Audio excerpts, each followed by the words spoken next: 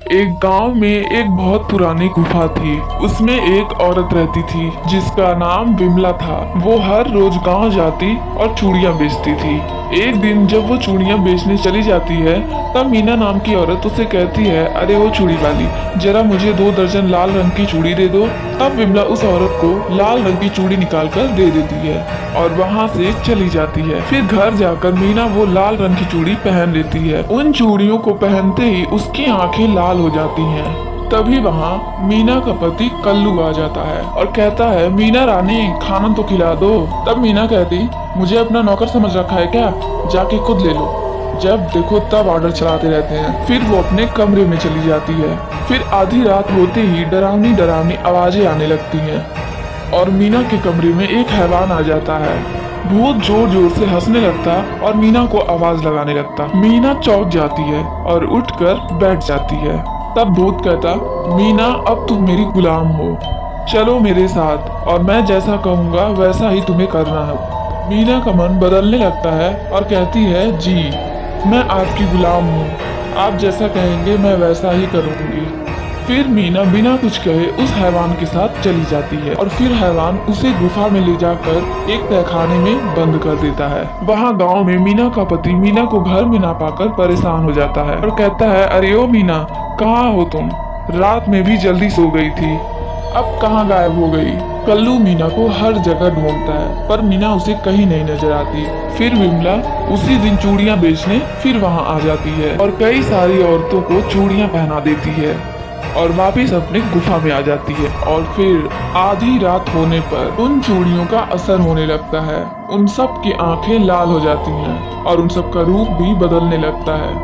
फिर शैतान उन सब औरतों को बुलाता है। फिर सारी औरतें अपने आप ही गुफा की तरफ खींची चली जाती हैं। फिर वो शैतान उन सबको भी तहखाने में बंद कर देता है।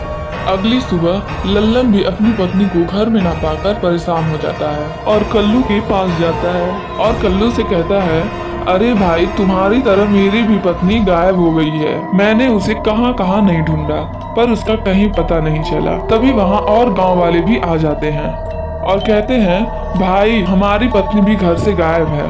तब कल्लू कहता, कुछ न कुछ तो गड़बड़ है, एक साथ सबकी पत्नियां कहाँ जा सकती हैं?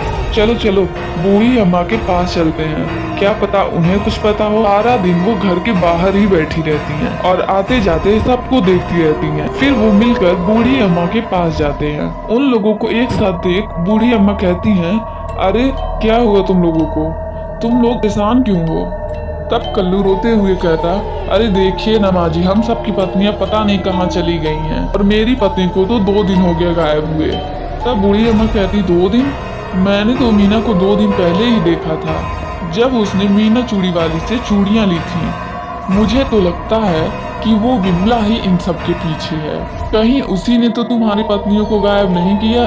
अब उससे कोई भी चूड़ियां मत लेना।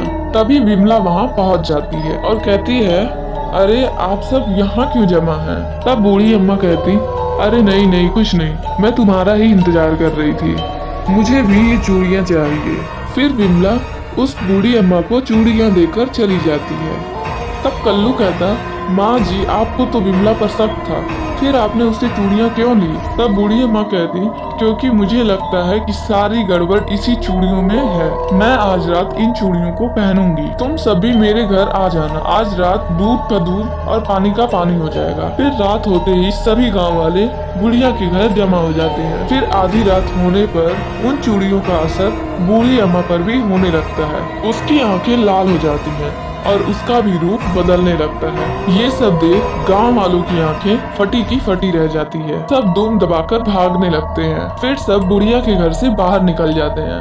फिर कल्लू दरवाजे को बाहर से बंद कर देता है। बुढ़िया दरवाजा पीटने लगती है और कहती है, अरे गांव वाले कहाँ भाग रहे हो, मुझे मेरा मालिक बुला रहा है, दरवाजा खोलो। तब कल्लू कहता, अरे भाइयों, ये बूढ़ी अम्मा तो सच कह रही थी, इन चूड़ियों में ही सारी गड़बड़ी है। तब लल्लन कहता, हाँ भाई, लेकिन हमारी पत्नियां हैं कहाँ? तब कल्लू कहता, उसके लिए हमें इस बुढ़िया को आजाद करना होगा और इसका पीछा करना होगा। तब लल्लन कहता है, अबे पागल हो गए हो का? इसे आजाद करके इसके हाथों मरना चाहते हो क्या? मैं तो मरना नहीं चाहता, मरने दो मेरी पत्नी को ही, वैसे भी बहुत दुखी करती थी।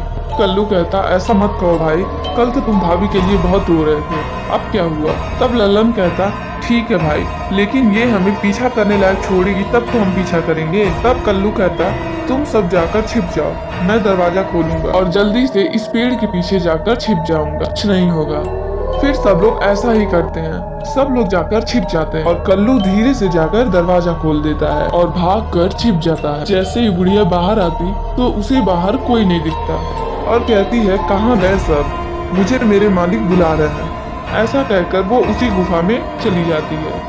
तभी सब गांव वाले भी हाथों में मसाल लेकर उसका पीछा करने लगते हैं और गुफा के अंदर पहुंच जाते हैं और छिप कर देखते हैं। वहां का नजारा देख सब गांव वाले डर जाते हैं। वहां विमला चूड़ी वाली के साथ हैवान रहता है और उन सब की पत्नियां भी उस तहखाने में। तभी लल्लन रोते हुए कहता अरे मेरी पत्नी को क्या हो गया, वो भूत कैसे बना? लल्लन के शोर करने से विमला सबको देख लेती है और कहती है अरे तुम सब यहाँ कैसे आ गए? तब भूत हंसते हुए कहता अच्छा है, अब इन सब के सामने ही इनकी पत्नियों का बलि चढ़ा दो विमला, कि मैं फिर से जिंदा हो जाऊं। तब कल्लू कहता विमला तुमने हम सबको धोखा दिया है, भूतियाँ चूड़ियाँ पहनाकर हमारी पत्नियों को तुम अपने वश में कर लिए। तब विमला कहती धोखा तो तुम गांव वालों ने मेरे साथ किया था, हम दोनों ने अपनी मर्जी से शादी ही की थी ना, लेकिन तुमने हमारे पति को जिंदा ही जलाकर मार डाला। तब से ये हैवान बनकर तड़प रहे हैं। आज अमावस की रात है,